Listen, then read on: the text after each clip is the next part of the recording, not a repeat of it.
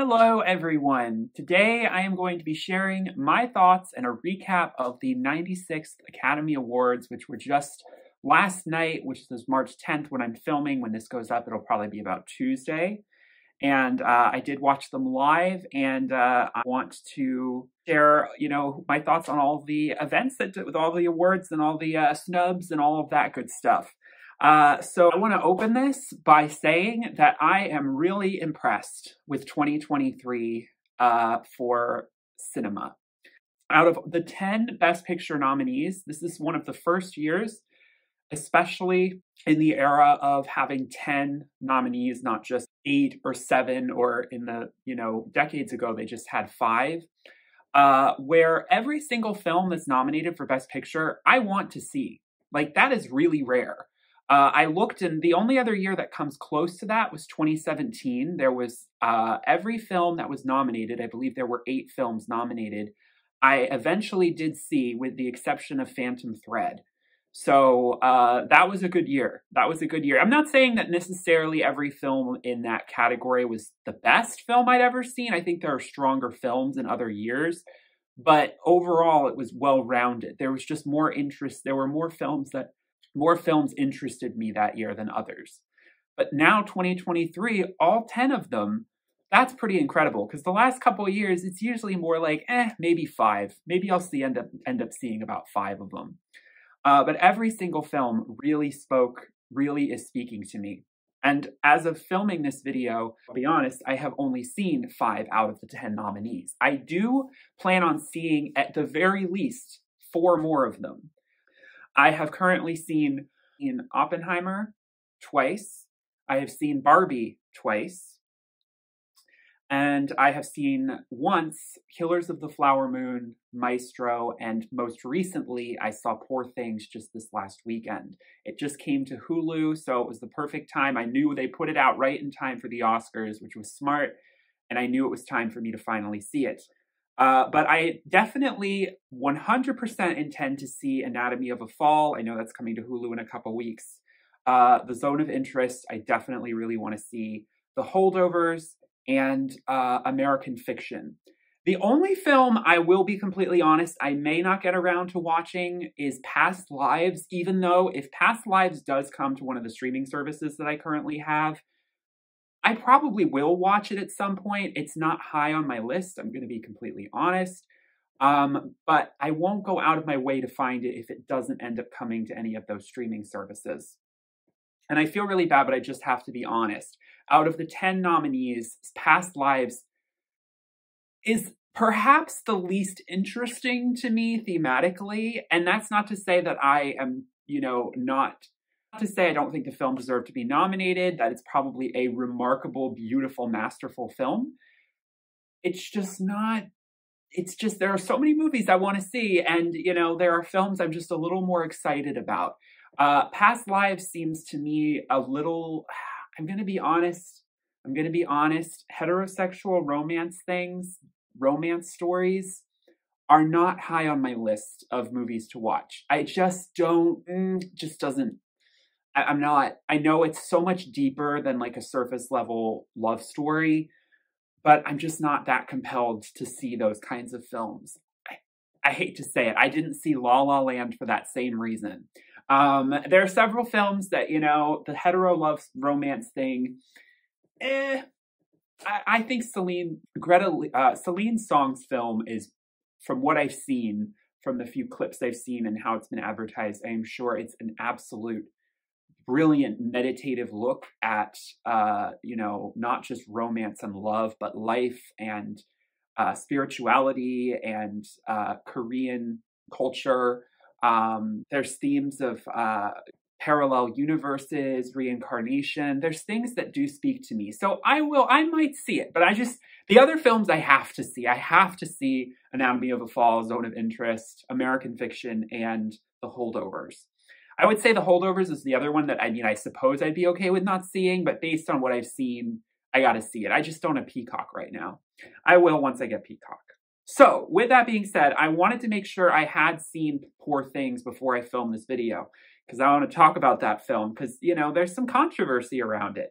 And then, of course, yeah, I did see Oppenheimer and Barbie in theaters. Those two films, of course, were big dominating movies of 2023. And of course, Oppenheimer, spoiler alert, won the most awards. It won 7, and it won the big one, Best Picture.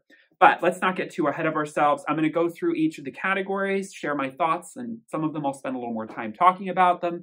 And I will give my thoughts on the films because this is sort of going to serve as a catch-all review for all of the movies that I have seen that are currently nominated in all these that have been nominated in all these categories. But before I do, I just want to, preface that I have also seen the film All of Us Strangers, the British film All of Us Strangers, starring Paul Mescal and Andrew Scott.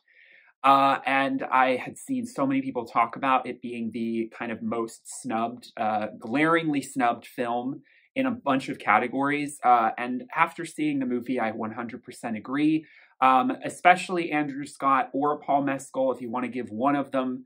Other voting bodies like the BAFTAs have been, well, the British Film Association is probably going to be a little more favorable to British film, but I was surprised to see that film fall through the cracks.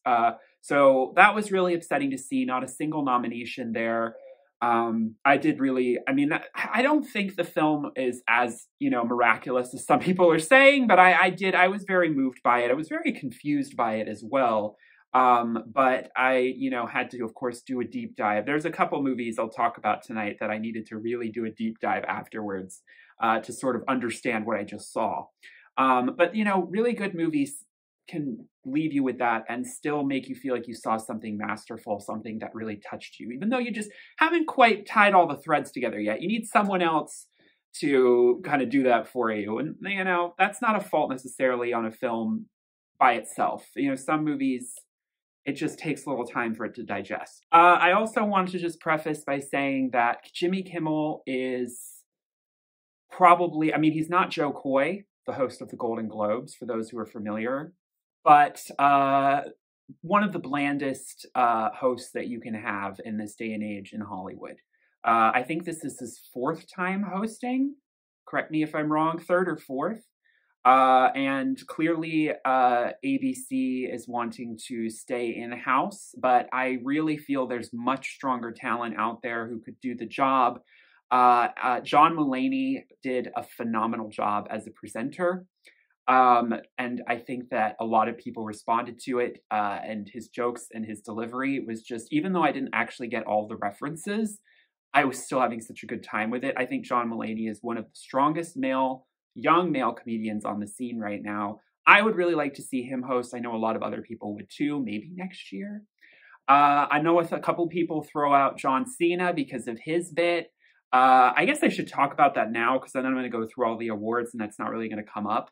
But I'll get to that. And then I guess I would also say personally, I just want to see some women host again. We did technically have some women co-hosting in 2022. We had Wanda Sykes, we had Amy Schumer, which didn't go over very well. But otherwise, there has not been a female host of the Oscars since 2014 when Ellen DeGeneres did it for her 2nd time. And to my knowledge, Ellen is the only other woman who, at least solo, has hosted the show. So it's always been men, and I really think that needs to change. Tina Fey and Amy Poehler did a phenomenal job when they hosted the Golden Globes, I think at least twice in the 2010s.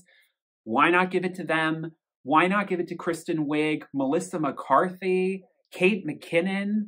Some of these SNL divas, we need to get them on the stage, okay? We need to get them on the stage. Wanda Sykes was good too.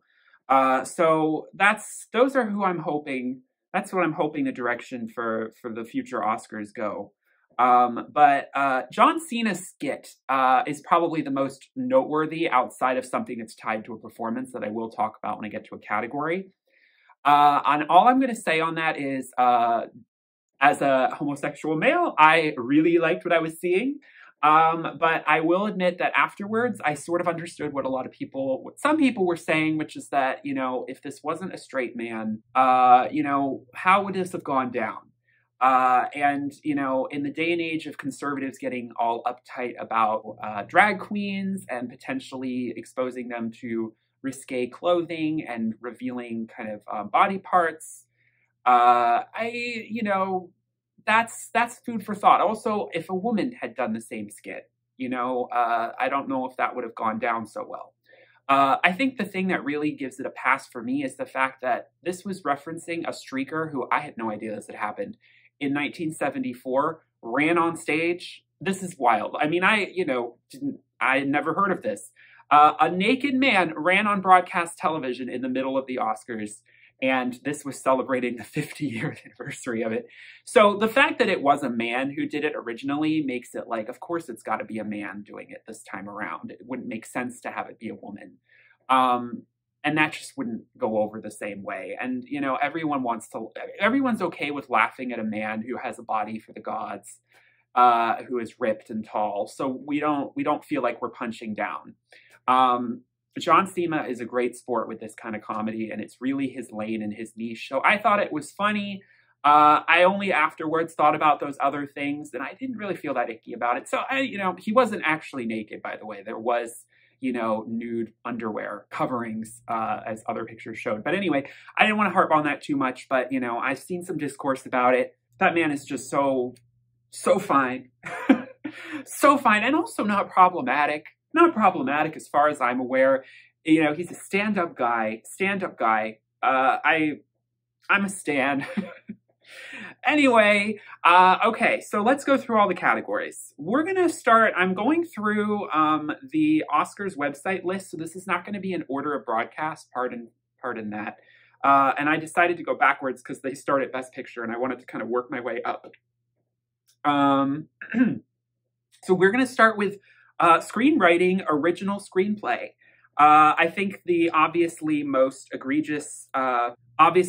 egregious thing here is that Barbie, written by Greta Gerwig and Noah Baumbach, is not eligible for this category for some reason for the Academy Awards, even though it was at the Golden Globes, it was at the WGA, which actually hasn't happened yet, the Writers Guild Awards. It doesn't happen until April. And the Critics' Choice, I believe, also put the screenplay in, it put a Barbie in original. The idea is that we are adapting a brand that has a ton of movies behind it. The Barbie brand has been in, society for 60 plus years. There's a case to be made, but at the end of the day, I think so much of what Greta Gerwig did and Noah was so original and very much kind of in the lane of, if you're going to go off of, Maestro being an original screenplay, even though it's based on the real life of a living person, Leonard Bernstein, how is that any different than taking the history of Barbie and making your own story out of it? That's what I don't understand. I really feel like Maestro is almost not original in that same argument, even though it would be stupid to put Maestro, since it's not based on a book or a previous existing movie. It would be stupid to put Maestro and adapt it, but it's a biopic, and biopics are to the same, I think, criteria that they're holding Barbie to. Biopics also hold on to that, and they're not. I think that the Academy has just got a thing against Barbie. I'm going to be real with you. I think, even though I don't know if Barbie would have won in the adapted category either. So Anatomy of a Fall wins. Justine Triet, who is also writer-director, and Arthur, a fellow Arthur Harari. I'm really excited to see this movie. I can't really comment that much more on it. I'm just really excited. It's a very feminist film. So it's in a similar conversation with Barbie, which, could either hurt or help Barbie, I'm not sure. But I just love seeing a French film, even though it does have a lot of English in it, from what I understand. It's half in French, half in English.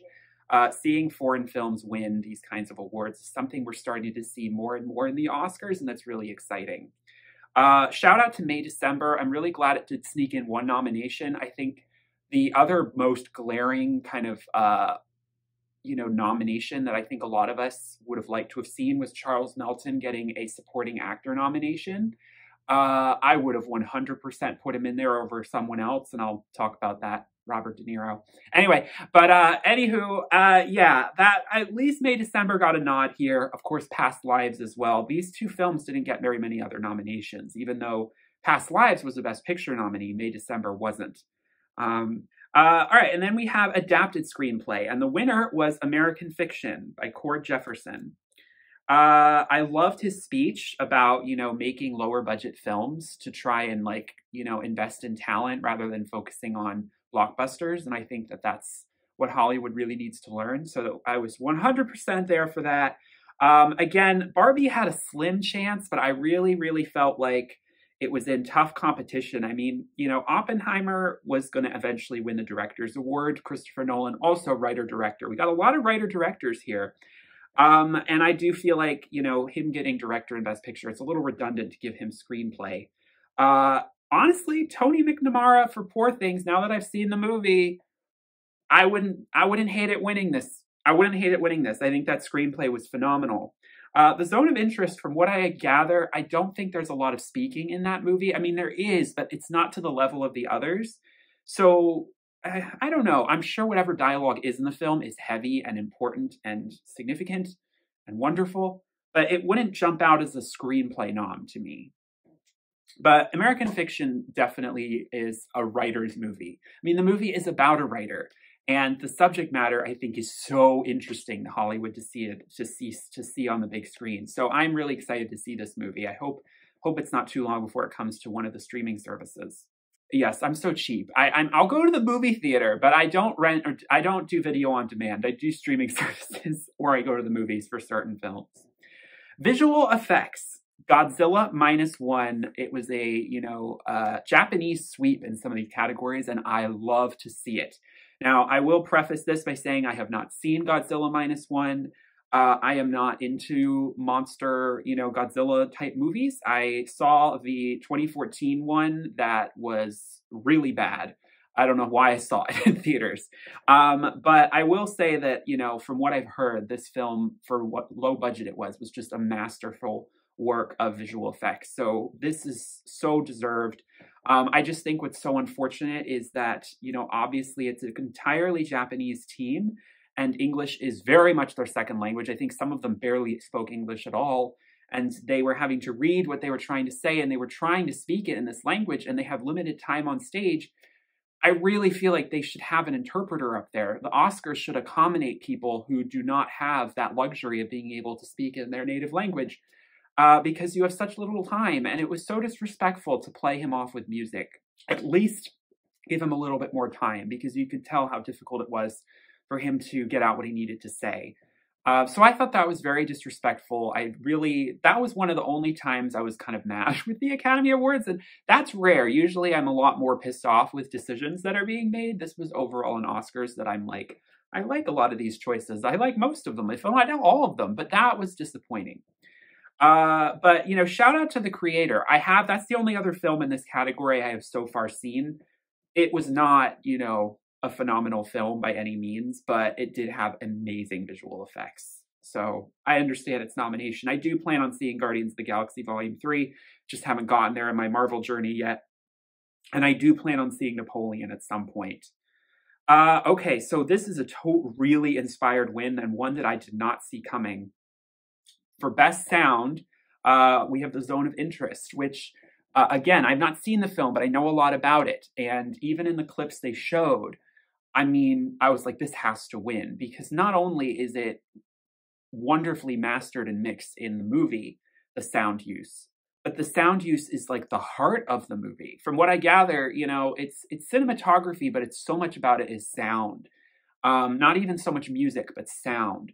And what you hear on the other side of the wall. And I won't go into that much more, but you get where I'm saying. The Zone of Interest winning for sound is like really, really awesome. I think we all expected it to be Oppenheimer, because, Oppenheimer is especially Christopher Nolan with his films, the sound is just like coming at you, especially on those Dolby speakers. But, this was impressive. I would have given it to The Zone of Interest, even though I haven't seen it yet. So that was really cool. Live action short film went to Wes Anderson with The Wonderful World of Henry Sugar, which a lot of people have said is the worst Roald Dahl short he put out on Netflix this year. I just think it's really funny and ironic he didn't show up for it. And I also think it's funny that even though he's been nominated before, he has never won an Oscar for anything. the one time he does is for a film that's very short, which, you know, as someone who's not a huge Wes Anderson film, I think that's like really funny. It's like, we like you, but we like you when you make your films 20 minutes because we can't stomach more than that. And I'm like, you know, I liked the Grand Budapest Hotel. I liked the Grand Budapest Hotel. I really want to see the Fantastic Mr. Fox. It's on my list. But other movies of his, like Moonrise Kingdom, that I have seen, I just couldn't stay awake. I'm so sorry. I could not stay awake for it. So he's an acquired taste. Animated short film, I don't really have anything to say. I don't know any of these nominees, I'm afraid. Although it does have Sean Lennon was on stage. I do think it's a little to speak about a film called War is Over and not mention at all what's going on in the world. Yeah, I could side-eye that. Production design went to Poor Things. This was probably Barbie's best shot at winning another Oscar outside of original song category. Again, I'm really glad I'd seen Poor Things because I think I would have been more annoyed if I hadn't. Look, my ultimately end of the day thinking around this, and maybe why they ultimately didn't go with Barbie, is that as amazing and involved as the real Barbie Land was brought on screen, you know, it was practical effects, it was in-house construction for almost all of that set. That was really incredible to see. I watched the Architectural Digest tour that Margot Robbie did of it over the summer. It was just like, oh, this is so inspired. Oh, I was just thinking they are 100% taking production design at the Oscars. But that's only for half of the film. The other half of the film is set in LA, and I feel like that like drags its... I mean, I don't know if that's necessarily a fair dock against the film because for the moments that it has, and it's at least 50%, if not maybe 55% of the movie, when it has incredible set design, it goes balls to the wall. But Poor Things is incredible set design from start to finish. I mean, everything. It's just like they, you know, Yorgos created these whole new worlds, civilizations, these like cityscapes that are familiar, but also completely unfamiliar, and whimsical and twisted and kind of like Lemony Snicket-esque, Tim Burton-esque. And I mean, come on, it looked really phenomenal. I mean, some of it was a little garish, but ultimately I think it fit with the kind of ambiance of the film. So I can't hate it at the end of the day. I'm sorry, I can't hate it. I can't hate it. Original song. What Was I Made For deservedly won. As you know, if you followed my channel, and I talked about this in the Grammys video I made, I am such a huge fan of that song. It deserved Song of the Year, and it definitely deserved Best Original Song. This is Billie Eilish's second Oscar. I do think No Time to Die didn't deserve to win, but it's whatever. This one did. And she is the youngest person to ever win 2 Oscars in any category. So she's only 22 years old. That's kind of crazy. But I'm Just Ken was good competition. And look, I do think performance-wise, I'm Just Ken is the bigger package and the more memorable moment from the film and, of course, also from the actual night itself. Ryan Gosling's performance was so iconic and legendary and sexy, and it was so well put together. I love the reference to Gentlemen Prefer Blondes and the the Marilyn Monroe. It's also Madonna, because Madonna was referencing that in her Material Girl video. So it was that legacy coming through from Diamonds Are a Girl's Best Friend to Material Girl to I'm Just Ken. It was just the perfect conversation, iconography-wise, with the costuming. I love that they actually did bring, you know, all like Simu Liu, Scott Evans, like all of the other Kens were actually on stage, so they were recognizable. I wasn't expecting that. I love how he went and sang with all the audience. He sang with Emma Stone. That was really cute. So yeah, he won us all over. You know, he clearly went to the Disney school of, he's one of those Disney kids, you know, he grew up in the House of Mouse, kind of a Justin Timberlake, Britney Spears factory. Where they were manufacturing pop stars. He just decided to go into acting instead. But he could have been a Justin Timberlake. He really could have.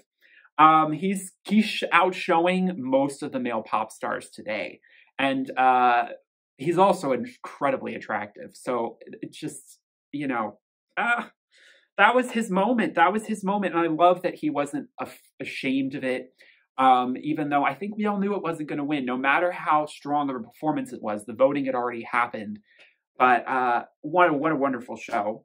You know, Jon Batiste. Shout out to Jon Batiste. He will win this award at some point. I told my mom. My mom's a huge Jon Batiste fan, and he performed from American Symphony, his song "And Never Went Away." And I do feel like they made the other performances short so that Barbie's could be longer. I was like, wow, this is really quick.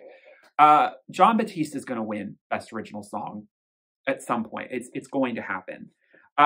Becky G doing a Diane Warren song from the Cheetos movie, I think, is the weirdest kind of conglomeration of people and events you could put together. There was a lot going on. I wasn't really a fan, but I'd never really heard the song, so I wasn't really invested in it. But the Killers of the Flower Moon song was also, I knew it wasn't going to win, but after seeing that movie, that was also a really powerful moment. You know, I was really upset at first that The Color Purple didn't have any showings in this category, but then I remembered and realized that The Color Purple songs, I have seen that movie, by the way. And that's another movie that I feel got done dirty by all of the awards bodies. Most of those songs were originally written for the Broadway production, which came out years ago. And so there were only some songs that were written brand new for the film. I believe like the song that Halle Bailey sings at the beginning and the song Fantasia sings at the end credits. And there's a couple that they added, but those were the only songs that were actually eligible to be nominated. And so the really good songs, the ones I would have nominated from the film, were from the Broadway play, and they do not count because they were written so long ago. I didn't realize that, but that makes sense why they snubbed them, because I was just like, why is The Color Purple not in this category at all? Original score. Oppenheimer was always going to win this. Ludwig Göransson, I talk about this in my Grammy video. He also won Best Score for Visual Media. Yeah, this was the second time I watched Oppenheimer, the music really blew me away, and I had to go on Apple Music and I had to download like at least 5 songs out of the soundtrack, which is huge for a soundtrack today. I don't normally buy full soundtracks, but this soundtrack is just absolutely electrifying. The violin is so expressive and not like what you hear normally in film today. And just, oh God, it just carries the frenetic energy of the film, the emotion, the weight, the gravitas so brilliantly. John Williams, that's a legacy nom. He shouldn't have been in this category. You know who should have been? Joe Hisaishi for The Boy and the Heron. What are we doing, y'all? What are we doing? Why can't the Academy give animated films nominations in other categories? They only do it for Toy Story. They can't do it for other franchises or other animated films. I know a lot of people are upset the Spider-Verse soundtrack wasn't in here. And honestly, I mean, okay, I haven't seen that film. We're going to get to that conversation, but Indiana Jones did not deserve to be in there. Also, I noticed in the In Memoriam segment, Robbie Robertson, who is the composer of the Killers of the Flower Moon score, must have recently passed away because he was listed. And I was like, is that the guy that we just saw his name for Best Score? So that's so sad. He died before the ceremony. Ah, that's so sad. Also, I do want to mention the Poor Things score. I think the Poor Things score wasn't the most gripping thing about the film, but it definitely helped set the mood and the ambiance. It fit the environments. And I liked at the beginning, it was very kind of childlike and distorted and wonky. And then as her brain developed and the world became a little clearer, and more mature, the score became more mature. The score became more melodic and a little more orchestral. But, you know, I wonder if I saw Poor Things a second time, maybe like Oppenheimer, it would jump out at me more. Definitely deserved a nomination. I don't know if it would have been a win. But it's an eclectic score for that film. It's an eclectic film. Okay, so makeup and hairstyling. Honestly, I really thought this was going to be Maestro's one win. From what I gathered, from what people have said, even though the Leonard Bernstein face, transformation and the nose is not really being well received by the general public. From what I understood, the industry and the insiders of the Academy weren't so fazed by it. Obviously, they gave Maestro a lot of nominations, so they didn't hate the film as much as everyone else did. I don't hate the film. I just, I get why people are like a little over it, roll their eyes at it a little bit. But yeah, I'm actually, look, I don't know why Barbie wasn't nominated in this category, to be honest with you, still, because I still think hairstyling, I get that the makeup angle is a lot more for prosthetic. Honestly, I mean, Golda, I haven't seen it, but Golda looked like a really strong contender as well. But Poor Things, Willem Dafoe's Frankenstein face, yeah, it deserves. I mean, it's understandable that it took this win. Poor Things really swept the crafts. International feature film went to the Zone of Interest. This was the Zone of Interest's other win. I, don't have a problem with this at all. I have seen Society of the Snow, and let me tell you, that is a phenomenal film. I highly recommend. It's on Netflix. And I had never seen the 90s version of that story, so this was new to me, and it was just such a gripping film. But the Zone of Interest, I mean, that's the movie of the hour. So there's no surprise here. Perfect Days looks really good too. I do want to see Perfect Days. That's a Japanese film that is coming out in the US this year. I will say Jonathan Glazer, the director for the film Zone of Interest, is Jewish. And obviously this film is about the Holocaust. So when he stood on that stage to accept his award, he acknowledged the atrocities that happened, in Israel. But the more important thing is that he made a statement that is very bold, and I could tell he was shaking because he was nervous to say it. Basically asking for the general Jewish population to not, I'm summarizing here, but his statement about the events going on in Gaza as a Jewish man who made a film like this is really, really important. This is the kind of message that makes me even more want to see the Zone of Interest, because, drawing that parallel through and understanding that history can repeat itself, but, the victims can be the victimizers. Cruelty is human, and it does not, belong to one distinct group of people. And that is, I think, all I'm going to say on that, because that is a can of worms. And that's why I know he was so nervous to open that on stage, because obviously there was, a lot of mention about the war in Ukraine. I'll get to that in another category. And there were people wearing ceasefire pins. I noticed Billie Eilish and Phineas were. I noticed that Mark Ruffalo, and also I noticed that a couple people, Sandra Hüller's team, were wearing actual Palestinian flags, which I do think made a stronger sign of like, this is the cause. The red pins you couldn't really tell what they were unless you knew. But that was really important. I would have showed up with one of those. I would have probably worn a Palestinian pin. Oh, and it's also, I think, important to notice that the entire broadcast was delayed by 5 minutes because of a protest, a pro-Palestinian protest. No one was hurt. It was, we were able to get on schedule, but it was, honestly, look, I love the Oscars, and I was a little confused why they weren't starting on time. But at the same time, the Oscars also started way earlier. I don't know why they started at 7 instead of 8, especially since we just had the time change. It's like, oh my God. It's so bright outside, and we're watching on the East Coast. I'm not used to watching the Oscars with it being so light outside. I'm like, what? But I think that there are some things that are more important than the Oscars. Okay. And, that's all I'm going to say there.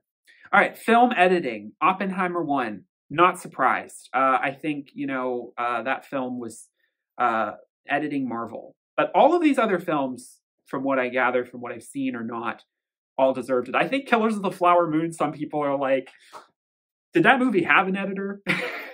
Because, it's such a long film. By the way, we did watch it in 2 parts. Sorry, Martin Scorsese. We looked up the part that would be best to stop, and we split it in 2 parts. It was a little more in the first part than the second. But there was someone on Reddit who had put together I've got some great ideas for intermissions. because it was too long for my parents. My parents can't sit through a 3.5 hour, 2.5 hour movie in one night. I felt the movie, had steam and momentum, and I, maybe could have seen it better, benefited from being a limited series, because I do feel like it jumped from certain things actually faster than, I would have liked them to linger on. But others felt like the story was super drawn out. So, you can't win. But yeah, I just thought that was interesting. Documentary short film, The Last Repair Shop won. Happy for you. Loved the little girl on stage. Great message film. I'm certain most of these are. I've obviously not seen or heard of any of them. But documentary feature film went to 20 Days in Mariupol. We all know what that's about. I have not seen any of these feature films, but I do want to see the Ukrainian one. It's made by an entire Ukrainian team. And look, they made I think it was the moment that everyone in the entire, everyone was so glued to what they were saying, and they were definitely not going to be played off the stage. Like, it was just like, that would not have been classy at all. But, some people were like, oh, and not a single mention about Gaza and Palestine. And I'm like, look, time and place. These people are spotlighting what has been going on in their town, in their city, which is literally destroyed. Their home, their city home, is destroyed and annexed by another country. This is what that film is about. They're still struggling there. I don't fault them for not mentioning another foreign conflict. They have enough on their plate, okay? The Ukrainian people, especially those living around that area, I forgive them for being a little bit myopic, okay, and dealing with the struggle that they're dealing with, okay? And it was better that I was glad he didn't just mention Israel and not Gaza. I was like, well, if you're going to mention the middle, then I would have side-eyed. But it's stuck with Ukraine. And I'm like, you know what? That's fine. That's fine. Other people maybe should have made other statements. Jonathan Glazer, I'm glad he did. It could have been more, but he did it for that honestly was probably as far as he would want to go. And I understand. But I give these guys a break. Give these guys a break, okay? This was not the place where I was necessarily expecting that. Okay, for directing, Oppenheimer, surprise, surprise, we all knew that he was going to finally get his Oscar. All of these guys are great. It is a shame that Greta Gerwig didn't come in here, but at the end of the day, who do you take out? And I just think that's such a difficult conversation. And Greta's only on her third film. She will get that director nomination and she will win. Sooner rather than later, I think, actually. But definitely one day. Because Christopher Nolan, this is his, 12th movie? Greta Gerwig's only on her third. Give her time. So yeah, it was always going to be Christopher. It was always going to be Nolan. It is a remarkably directed film. Oppenheimer, I think that there are some things I'm not like crazy about it for, but at the end of the day, I think a little out of my wheelhouse. I think that film is just still something I respect so deeply. Costume design went to Poor Things. So again, Barbie was not nominated. Oh no, Barbie had a small chance. But honestly, I think production design was more Barbie's game. I think Barbie still did have amazing costumes, but Poor Things, I mean, if you've seen the costumes, everything is like everything is New York Fashion Week in that movie. And it's truly something. It's a very editorial movie. But at the same time, it's not distracting. I thought maybe it would be a little distracting from the heart of the film. But at the end of the day, Yorgos is good. Yorgos is good at making great, extravagant, exquisite costumes not feel pretentious on set. And obviously the backdrops help with that because everything is just a little bit elevated or extreme. Cinematography also went to Oppenheimer. Again, this was an award that I think was kind of a given. Though Poor Things, with the use of that fisheye, again, I mean, honestly, if I were to give it to another category here, it would go to Robbie Ryan for Poor Things, because I thought that the cinematography in that film really kept the perspective of the kind of eeriness and uncertainty of the story always in focus. And it made so much of the characters kind of it just spotlighted the characters so wonderfully for what Yorgos was trying to do with that movie. So the cinematography is no joke on Poor Things, but it is absolutely divine in Oppenheimer. Animated feature film went to The Boy and the Heron, also known as How Do You Live in Japanese. I am so happy. I really wasn't sure this was going to happen. I think The Boy and the Heron won the BAFTA, and it won the Golden Globe. But then at Critics' Choice and at the Annie Awards, which is like the animation studio in another animation. I think there's another one. The Spider-Verse Across the Spider-Verse was winning. So it was really neck and neck with those two films. But Hayao Miyazaki is a legend. This is not only his second win, but the last time a 2D hand-drawn animated film won this category was his win in 2003, which I just think is so amazing. But it's incredibly sad because it shows that, that was only the second film to ever win that category. The category had been made the year before for Shrek in 2002. And it's just absolutely crazy to think about that, like, this is only the second hand-drawn film to ever win this award. And this award has been around for 22 years. I just think that's quite something. I would argue that Shrek and Spirited Away are the two most deserving Best Animated Feature wins, along with The Boy and the Heron. So, although Encanto, I think Encanto really deserved it too. Toy Story 3 was pretty good. But yeah, so that's impressive. The Boy and the Heron I have seen. I saw it in theaters. I'm such a Hayao Miyazaki fan. I have not seen all of his movies. I'm still going through them.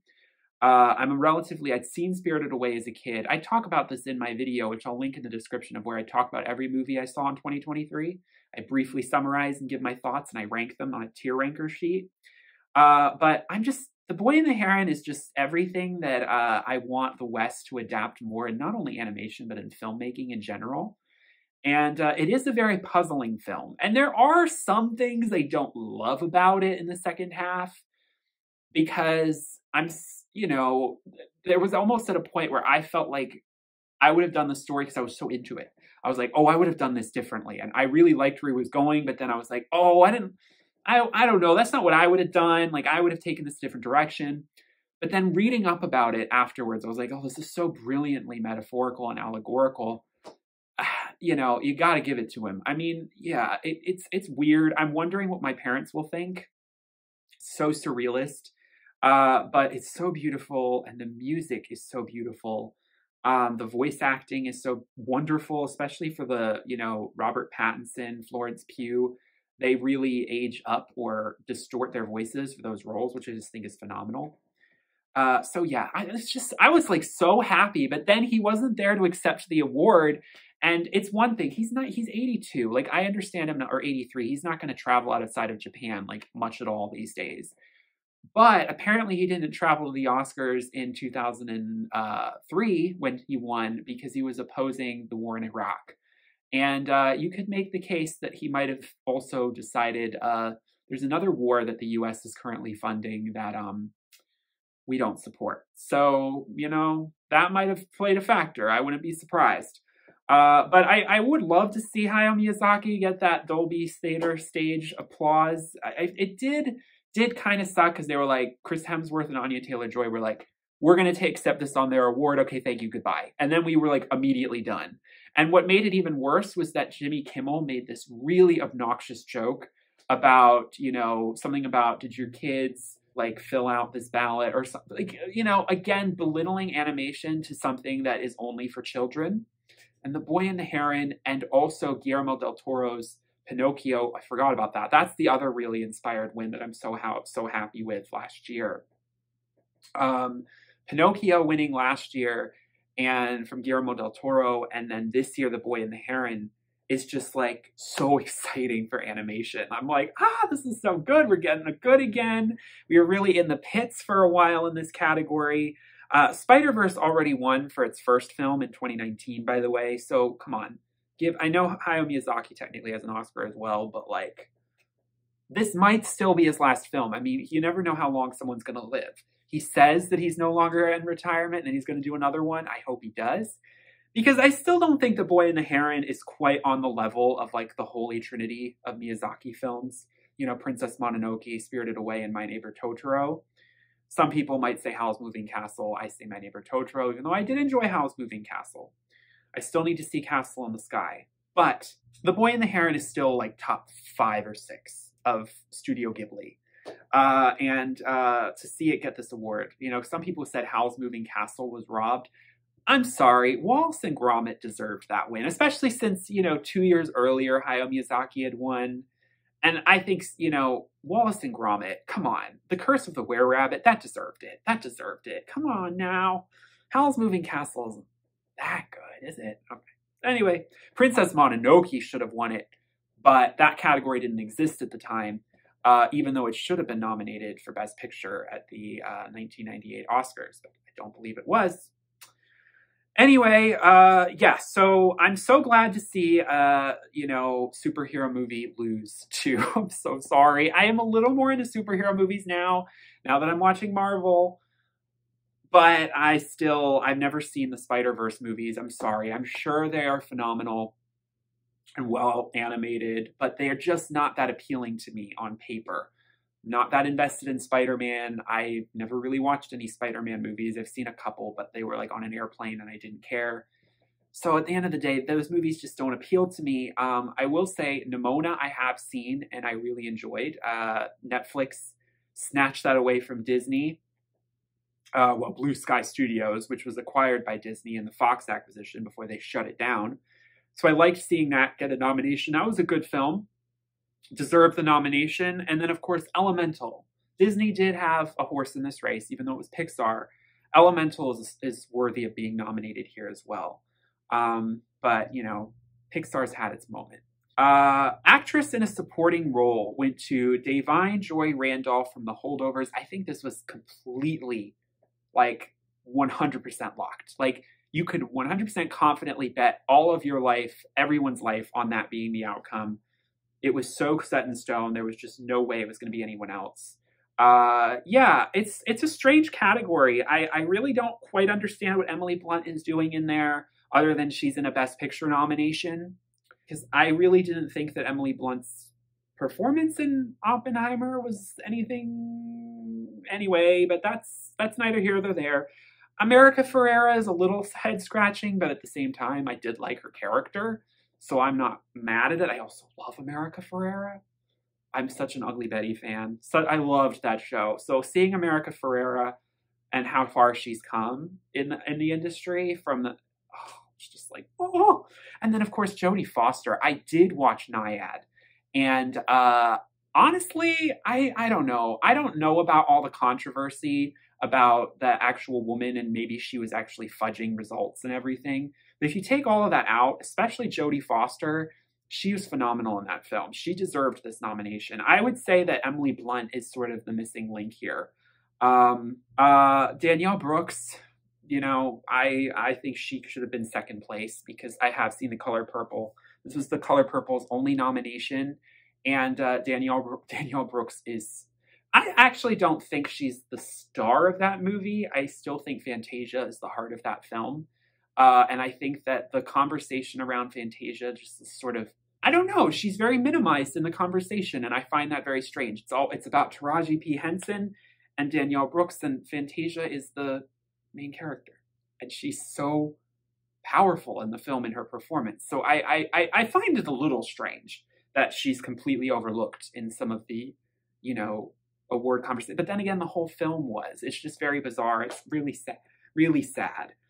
And at the box office, it didn't have lasting impact either. But, you know, overall, still a strong group here.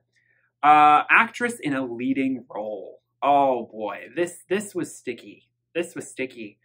I think going into this, I really thought it was going to be Lily Gladstone because of the SAG win. And usually whoever wins SAG wins the Oscar.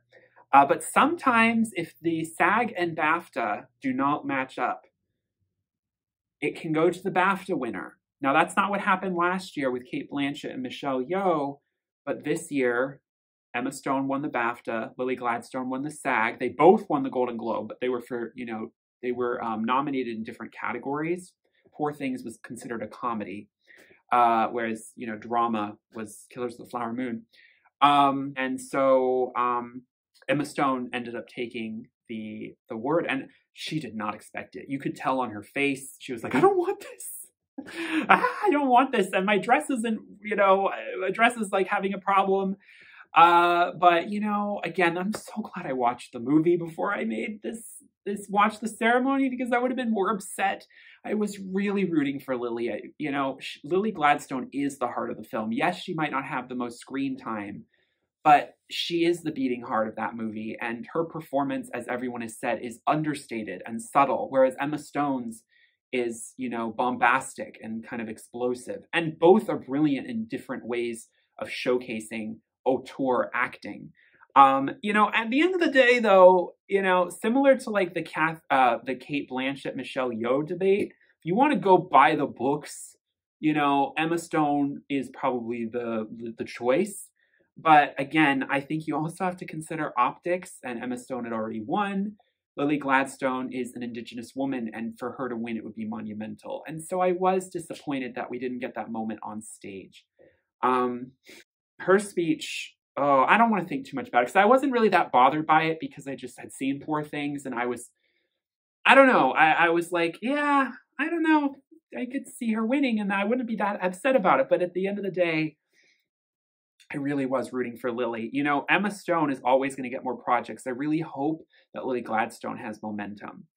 I will say that this is probably, I don't think it's controversial to say, Lily Gladstone has some advantage in that, at least to me, she appears very white passing. So I don't think that she's going to get as typecast as other Indigenous Native actors and actresses have in Hollywood. Because to be honest with you, if I didn't know that Lily Gladstone was Indigenous, I might have thought she was like Caucasian. I kind of do see it, but I also, and of course I know, so what, like, you know what I mean? Like, it's so much about her personality, but at the same time, like, she can work in a lot of other kinds of roles where being Indigenous isn't really that important.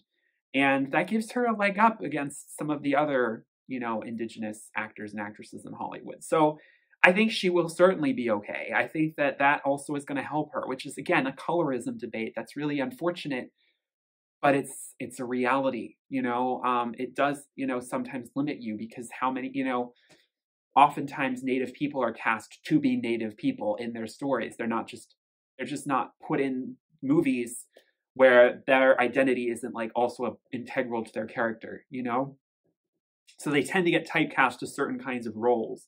I don't see that happening for Lily Gladstone. I don't.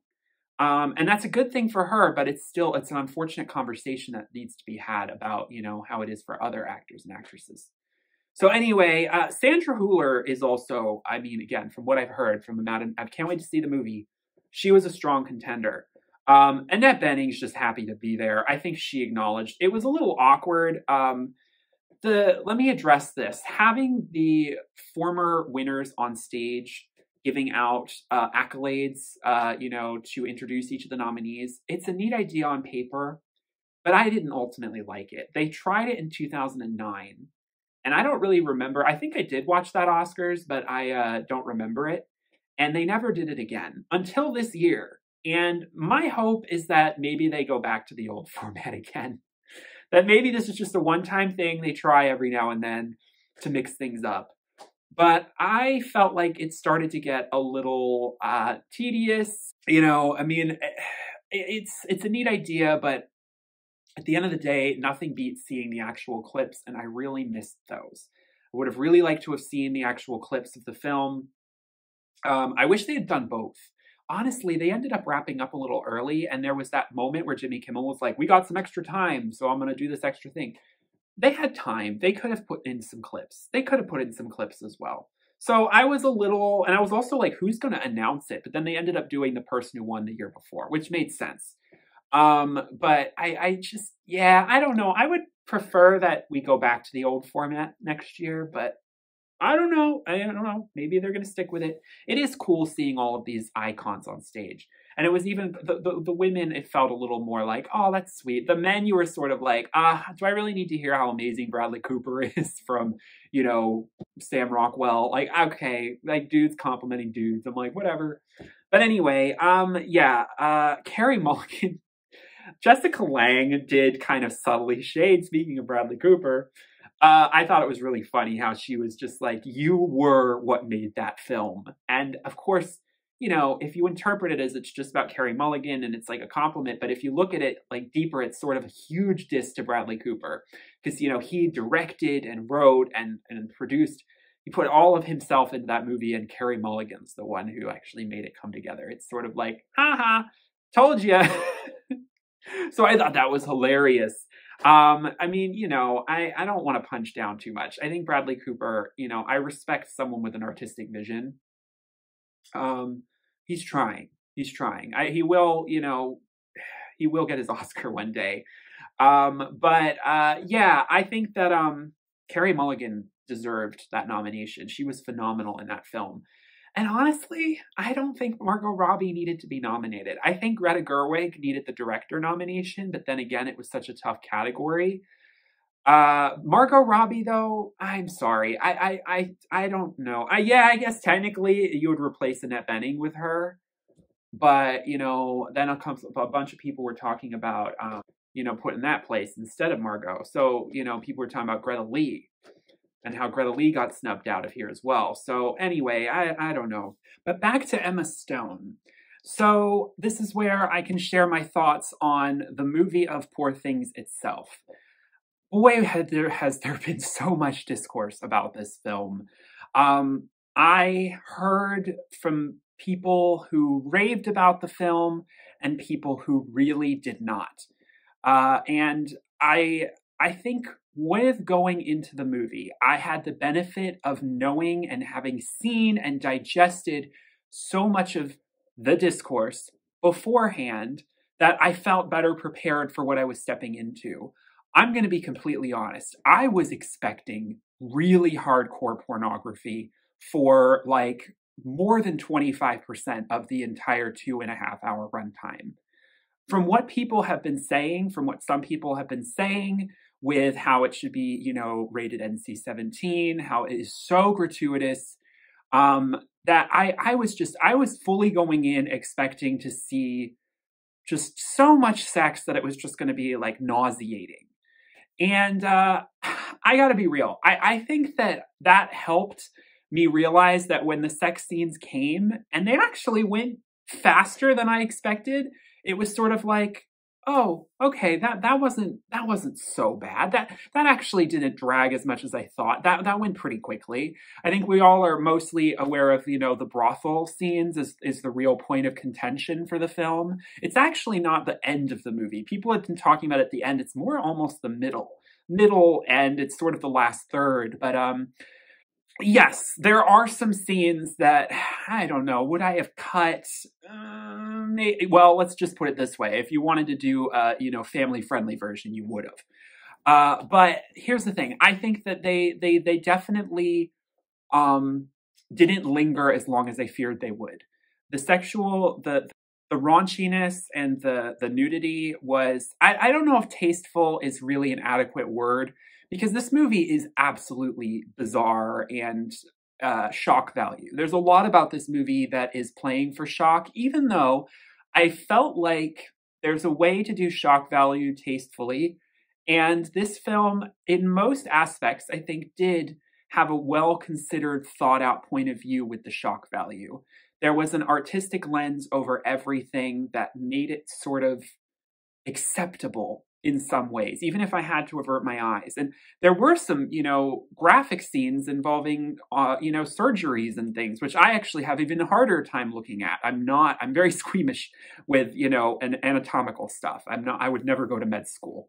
That would not work for me. So that was more of what I had to, you know, turn away from. And I was worried that the film was going to have more of that too. Again, I was pleasantly surprised that it was for a very small portion of the film. So for those of you who are really concerned about the gratuitous nudity, honestly, there's only really a heavy portion of it in this one section of the movie, and it goes by a lot faster than I think some of the way people are talking about the film lead on. The movie has so much more than that, and it's by vast majority of the time, there are clothes on Emma Stone.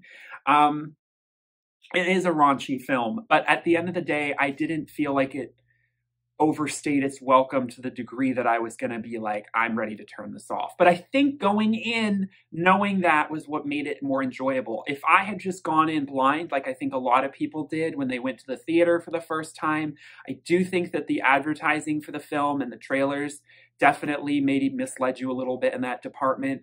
I think it would have been a different story. I also want to comment on the fact that there is also equally some disturbing discourse around, the morality of this movie, and also the feminism angle. So this is a novel. This is a novel by a guy, who is a heterosexual man.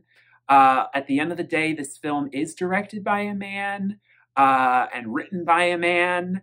However, Emma Stone is the producer on the movie. And she has a lot of creative input there. And, Emma Stone has tried to highlight in interviews that she feels it's belittling if, in the name of feminism, you dismiss this movie and her part in it without kind of acknowledging her role in the behind-the-scenes production aspect. But, I agree with Emma, but I also do feel that had this had a female director, and a female writer, screenwriter, or even just one of those, it's just an easier sell. And then also if this had been adapted from a novel that had been written by a woman. Because yes, there's a lot of think pieces, there's a lot of, exposés that could really kind of espouse upon the gender politics that are at play in Poor Things. By the way, I have no idea why the film is called Poor Things. After watching the movie, I was like, am I going to finally figure out where that title comes from? And I still have no clue. I'll have to look that up at some point, because I don't think they reference poor things at all in the film. So that's one of the head-scratching things about it. But anyway, but yeah, one thing I will say is that I did think that Godwin Baxter, who's affectionately referred to as God, I thought he was going to be the main villain of the film. I thought that, it was going to be sort of a man taking advantage of his creation to the point where she does get cabin fever and she wants to explore the world, but eventually he just surrenders and lets her without much of a fight. And then, she's lovingly writing back to him as a paternal figure. And at the end, she comes back, spoiler alert, by the way, she comes back to, see him pass before he passes away. So Willem Dafoe's character is not at all a villain in this story, even though the morality and ethics of his character is very dubious. He's very, very much playing God, and the movie, and I think the film do a great job. The film does a great job, and I'm sure the book does an even better job of sort of illustrating the precariousness of those decisions. So overall, the subtext that is so rich about what this story has to say about, about anatomy, motherhood, femininity, masculinity, relationships, hierarchical structures within heterosexual relationships. I mean, this movie is so full of that, so much to unpack that it would deserve its own other dissertation video. And that's not what this is going to be. Others will probably do a better job, at psychoanalyzing this film. But at the end of the day, I did not feel violated by this film, and I did not feel insulted. And of course, I'm not a woman, so it's not really my place to say. But I've seen a lot of other women agree that this film is feminist, first of all, and is an important body of work, not just for Emma Stone, even though, and not something that Emma Stone should be ashamed of, but something that actually does contribute to the discourse of what, feminism means. Because, at the end of the day, this is a very feminist movie. The ending was really, I think, the ending makes you feel a little bit better about everything that you've just seen. Let me just put it that way. I don't want to, I already said that there's spoiler alert, but at the same time, I'm not going to spoil too much more. I don't want to spoil some parts of it for you if you haven't seen it. So sorry for the semi-spoilers. But at the end of the movie, you'll know what I mean when you're like, no, that makes me feel a little bit better about what I just saw. And you'll know what I mean when you see it. Because men are, again, I was impressed that Godwin Baxter was actually not portrayed to be quite as, you know, um, he was more benevolent than I imagined he was going to be, based on what I thought this film was.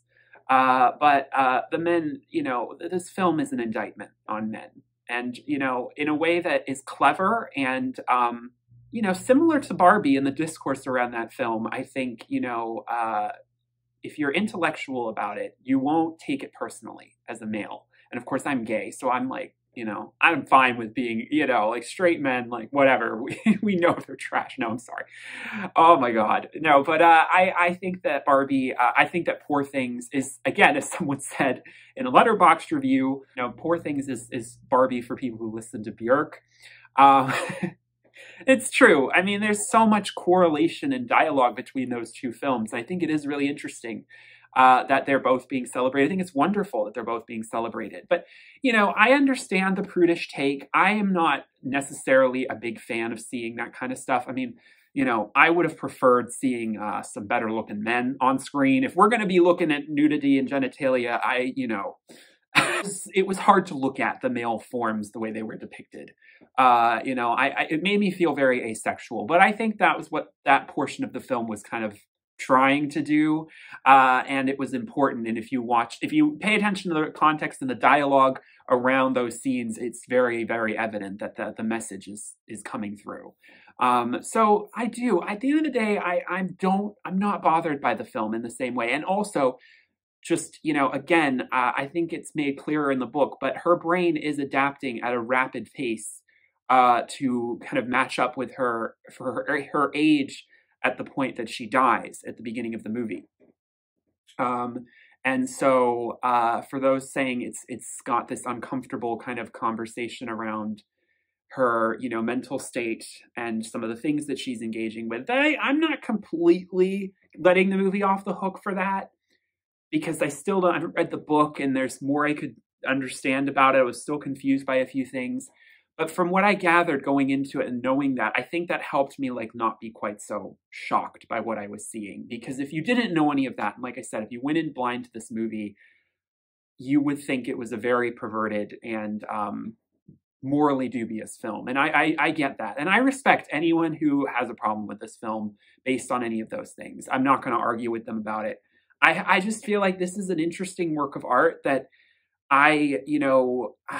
there's just so much it sparks conversation about. And I just wanted to highlight that in this video. I mean, I think all of these Best Picture nominees are so poignant for all of the conversations. I mean, I haven't seen American Fiction, but talking about race in Hollywood in such a poignant and unique way is so important. And Killers of the Flower Moon, talking about a specific period of, particularly Oklahoman history that no one knew about. And the way Martin Scorsese, handles it is, there are choices that are made that maybe I wouldn't have made. Like I said, I would have made it focus a little more on the Osage perspective. But at the end of the day, you 100% know who you're rooting for and against. The movie is very clear about that. And I do think that, again, slight spoiler alert, but the ending of Killers of the Flower Moon does a really good job at making you feel horrible, because Killers of the Flower Moon's ending, is a slap in the face, and it needs to be, because, it's an indictment on American society and American history, which is, I think, very much necessary and needs to repeatedly be shown, for people who forget. And so Killers of the Flower Moon is such important discourse. Oppenheimer, again, the common critique, why not show Nagasaki and Hiroshima? Why is Robert Oppenheimer portrayed in a way that, perhaps is empathizing with him a little too much? And I think, again, if you think a little deeper about what you're watching, I think that it's because they don't hold your hand throughout all of these events. Like, these movies don't always hold your hand, that I think you can get lost in the messaging sometimes. But at the end of the day, you realize, oh, wow, no, I think it was really important that they left that out, because, it shows that how divorced Oppenheimer was from what his creation turned into and how much he regretted it afterwards. The firestorm he opened. I mean, the end of Oppenheimer does, again, a phenomenal job at just hitting you in the face with what it is that, summarizing what it is that's just happened. And the cat is out of the bag. And, the movie has a very strong anti-war message. I think that if you don't really see that, then you're seeing what you want to see and not like letting the movie kind of fully express itself to you, because it's subtle in places. But these movies are, I think, their heart's in the right place. That's what I'm trying to say. So, and I'm sure Anatomy of a Fall also has really interesting socio-political commentary on, gender and marriage, and feminism. So I'm excited to see that as well. So all of these movies, and then The Holdovers is just sort of like a fun Christmas movie. I don't know. I'm sure that has deep subtext as well, but maybe the subtext is not quite as deep as all these other films because they are, whew. But yeah, that's what these films need to be nominated for. They deserve that recognition. Actor in a supporting role went to Robert Downey Jr. Honestly, I don't quite get it. I thought that he was fine in Oppenheimer, but he was not.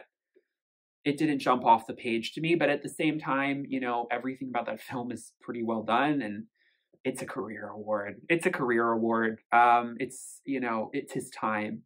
I don't understand why Robert De Niro was nominated here. I think Leonardo DiCaprio deserved a Best Actor nomination, but I would have given Charles Melton that spot.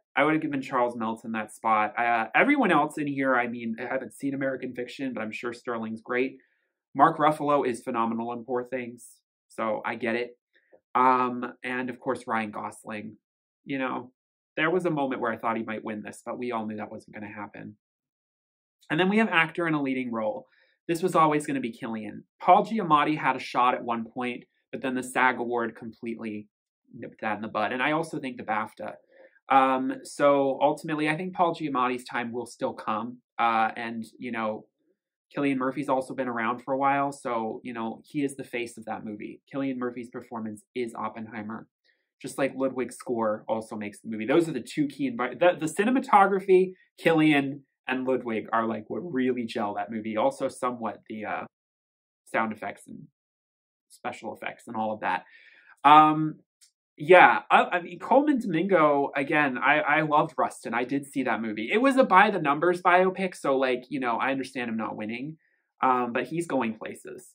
Yeah, ultimately, I think that it made sense. I, don't have a problem with this at all. And, Cillian Murphy was really gracious on stage. He made sure to actually shake hands with all of the actors. It was a little hard for everyone else to do that with like 5 people on stage. It was like really kind of a cluster.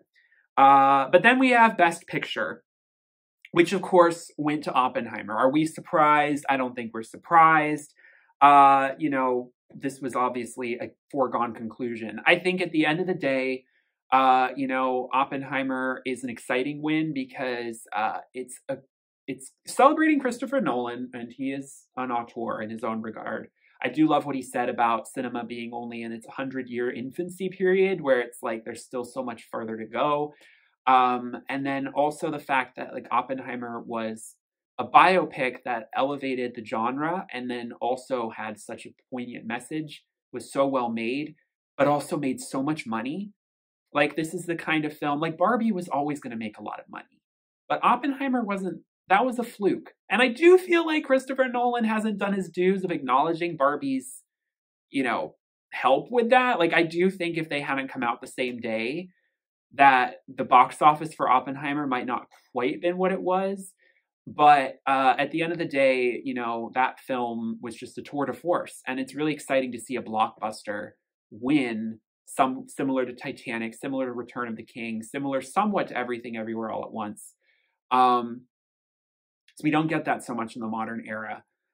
So that's exciting. And again, like I said, I really love all of these Best Picture nominees. There's not a single film here that I'm just like, I have no intention of seeing this. Sure, it's good. No intention. Like I said, I might not get around to Past Lives because, but by that point, there'll be like a whole new batch of big films that I might not get around to it. There's ones I still need to do from years ago that I have on my list. So we'll see. But this spring, as I go through the rest, I am going to see the other 4 I hadn't mentioned because I just have to. But yeah, that was an exciting ceremony. Jimmy Kimmel was the dud, and I really hope they get a better host.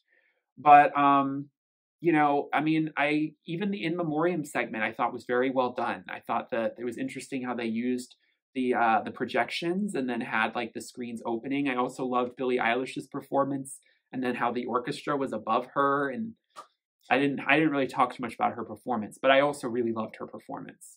I knew it was going to be breathtaking. Yeah, all in all, really, really happy for the most part with the results. It's just a shame about Lily Gladstone. But you know, representation is important. And the Oscars, I guess I don't know. We thought after last year that was more of where they wanted to be. But you never know. You never know. So, what are your thoughts? Who are you happy to see win? Who should have won? Some snubs.